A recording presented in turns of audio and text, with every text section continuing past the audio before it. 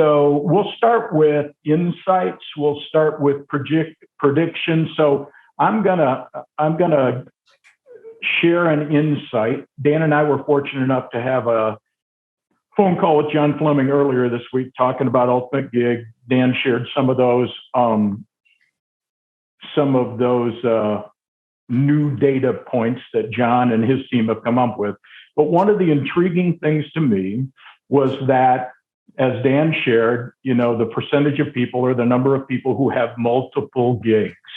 So if already we have a volunteer workforce out there in those distributors, already we're lucky to get a couple hours a week of their time, does that change our mindset at all, knowing that they're giving us 1/3 of their time for our direct selling opportunity, another third of their time what they're doing on Etsy, and another? Does that change our approach in how we're dealing with that workforce out there, that sales force? Excellent, Rich. So I apologize, but was that a question? I think it's... Hey, Rich, I'll chime in, Dan, yeah. If that's all right. I think... that goes to something I've spoken to John about this quite a bit, John Fleming.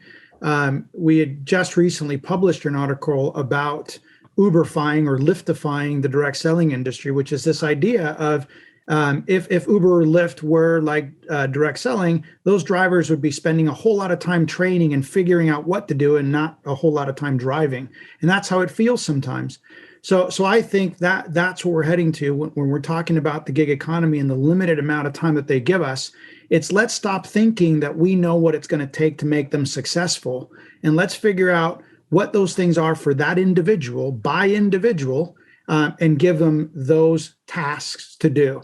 And so if I'm an Uber driver, I know how to drive my car, and that's fantastic. And now I'm just told where to go to pick somebody up. And then the rest is up to me. So I'm given very specific things to do. I don't have to figure out the technology. I don't have to learn how to drive the car or figure out what car to buy.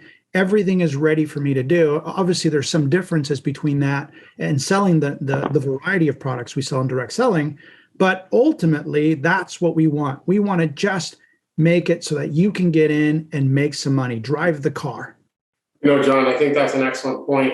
And, kind of going back to some of those statistics, they're saying 60 million people in gig opportunities, but only 6 million, in the direct selling. So huge opportunity gap there for us to really attack and go after. And I think one of the critical ways to do that is truly by simplifying and to your point, trying to make it as simple as possible and to earn that money actually. So excellent. Christina, any thoughts on this so far?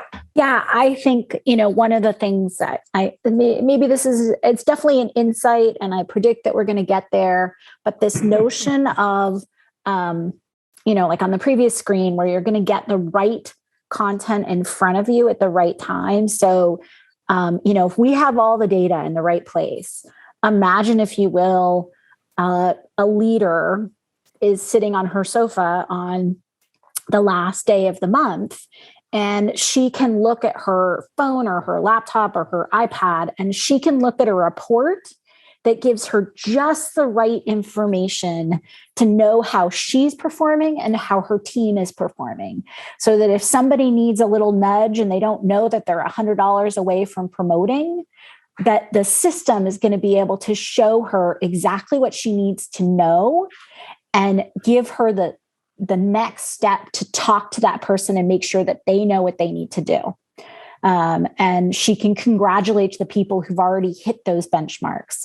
And that, I think, is one of the things that's going to be really important and really exciting, that we are going to have that ability by having all the information and being able to integrate all the systems. We're going to be able to make that really simple for her.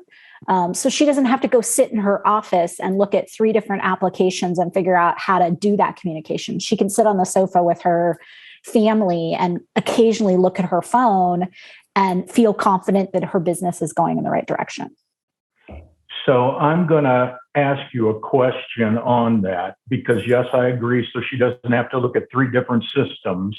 But even you, when you said she was sitting on the sofa, you were going to have her look at a report.